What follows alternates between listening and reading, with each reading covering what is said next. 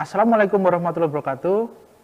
Salam jumpa dalam video kali ini. Kita akan mempelajari tentang berbagai komposisi type of shot yang biasa kita lakukan dalam mengkomunikasikan pesan pada film ataupun konten visual lainnya. Sebenarnya mengapa sih komposisi type of shot ini harus kita pelajari? Karena dengan komposisi yang baik, gambar menjadi efektif dalam mengkomunikasikan pesan, dan tentunya ini tentang estetika visual.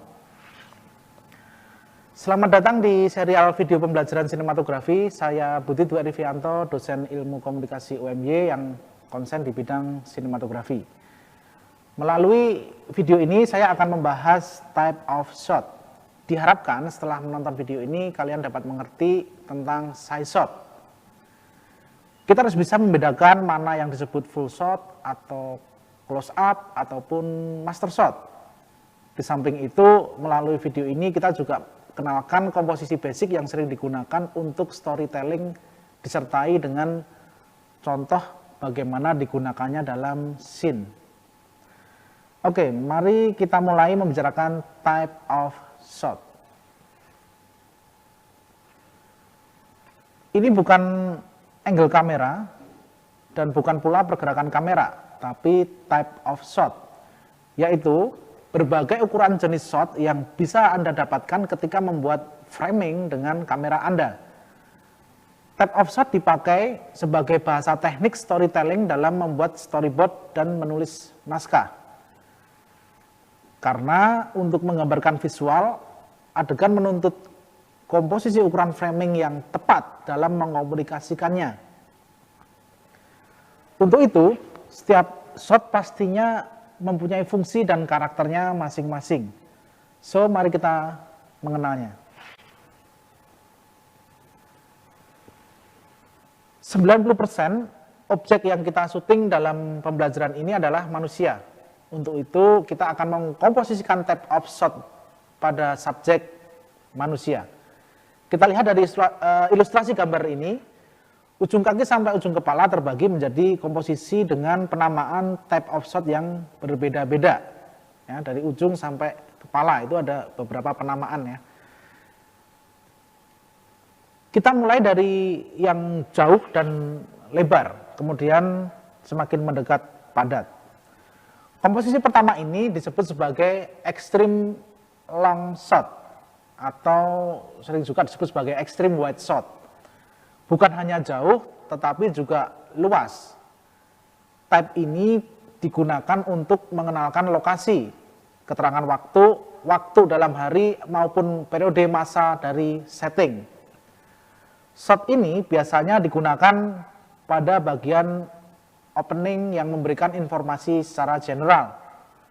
Sering juga disebut sebagai establishing shot, yang berfungsi transisi transisi antar scene. Kita bisa menempatkan karakter dalam frame, tapi ukurannya akan terlihat kecil. Karena memang lebih berorientasi kepada lingkungan, sehingga tidak terlalu menjadi masalah ketika objek muncul sangat kecil.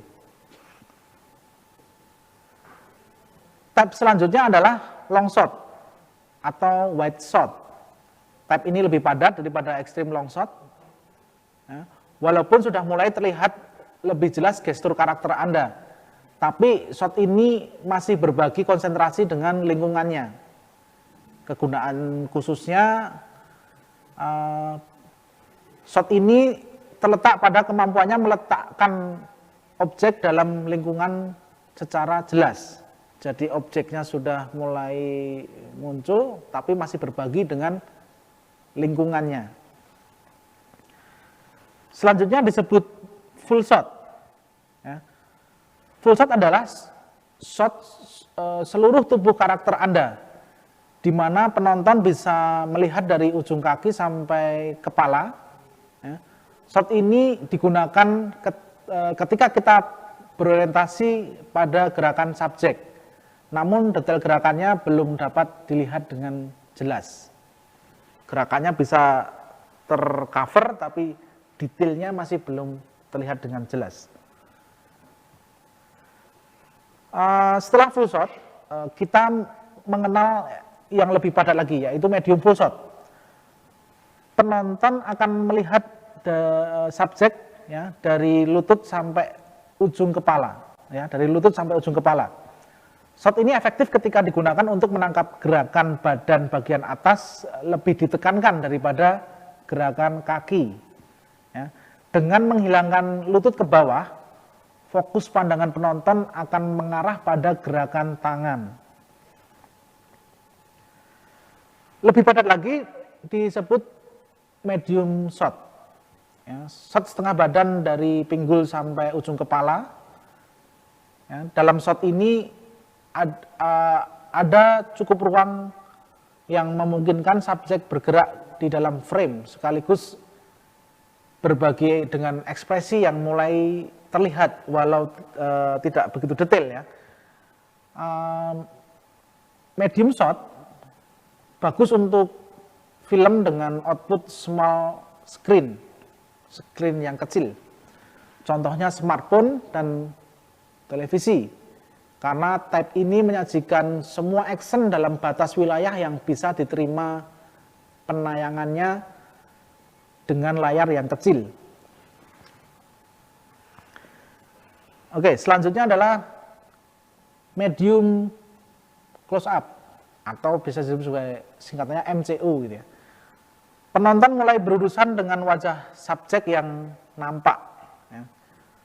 Ukuran shot yang tampak dari bahu ke atas, ya, dibandingkan shot ini dibandingkan dengan shot lain, ya, shot ini lebih jelas memberikan keterangan mengenai subjek yang diambil.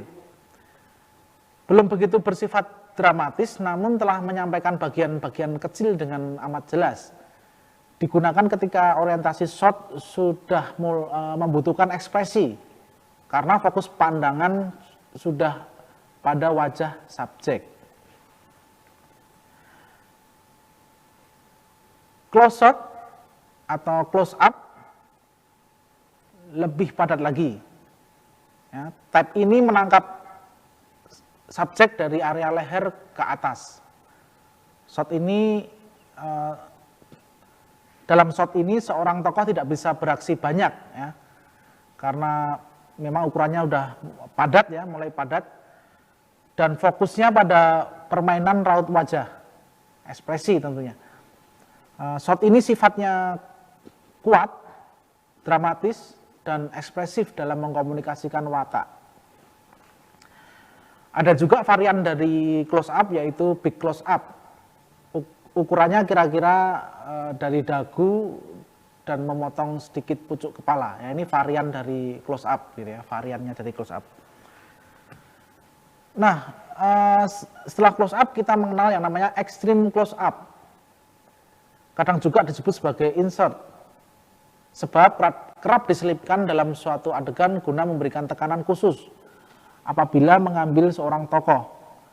Shot ini hanya mencakup bagian wajah yang pokok. Kira-kira meliputi mata, mulut, hidung, telinga. Ya. Yang jelas dia satu organ tubuh saja gitu ya, detail. Shot ini kuat untuk digunakan pada momen-momen kunci dari cerita dan juga meningkatkan tensi dramatik. Setelah kita mengenal beberapa type of shot barusan, ada baiknya kita lihat contoh bagaimana type of shot ini digunakan dalam membangun pesan di sebuah scene berikut ini. Kowe kudu minggat. Minggat to sak ado-adoe. Adewe iki kere, mek arep nyithak kere ya kowe kawin karo kere.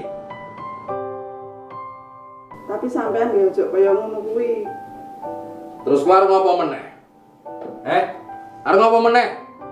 Arep melu anakmu kae. Panganan kok nepak kake menungso. Pangan dhewe.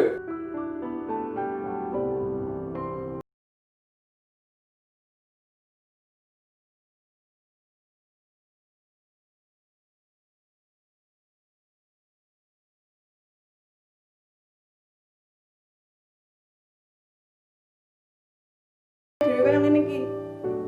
Oh, ngono to, Bu. Wis wani bantah kowe.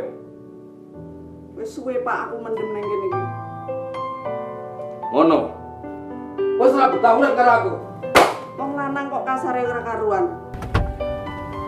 Iki salah sawijine anakmu sing lunga saka omah. Ya wis, ono melu. Melu anakmu sing kurang ajar kae. Nah, ngono wae Mam, piye? Hangat-hangat tok, kuwi koyo filmnya bioskop-bioskop kae lho.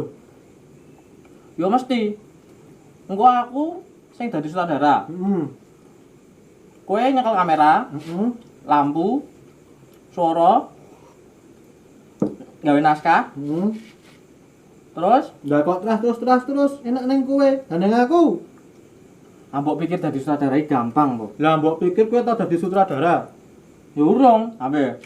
Nek aku dadi kabeh, kowe sampe bayar aku. Makan duit po? Gawe film ki butuh perjuangan. Awe gelem rekoso apa ora? Ora gelem rekoso ya wis. Indie label, Bung, indie. Pasal wae, bubar. Ya wis ngono. Bubar ae. Iya to, Mas. Bubar. Apa bubar? Film adalah gambar bergerak dan kita bisa mengarahkan persepsi ke penonton. Melalui type of shot inilah filmmaker mengarahkan persepsi penonton. Kita bisa menyimpulkan dari size luas ke padat dengan berbagai penamaan type of shot tadi, masing-masingnya mempunyai fungsi dan motivasi tersendiri. So, jangan sampai persepsi yang kalian bangun ke penonton menjadi tidak efektif karena komposisi gambar yang kurang tepat. Demikian yang bisa saya sampaikan dalam video pembelajaran kali ini. Semoga dapat diambil manfaatnya. Sampai jumpa dalam topik video yang lainnya. Wassalamualaikum warahmatullahi wabarakatuh.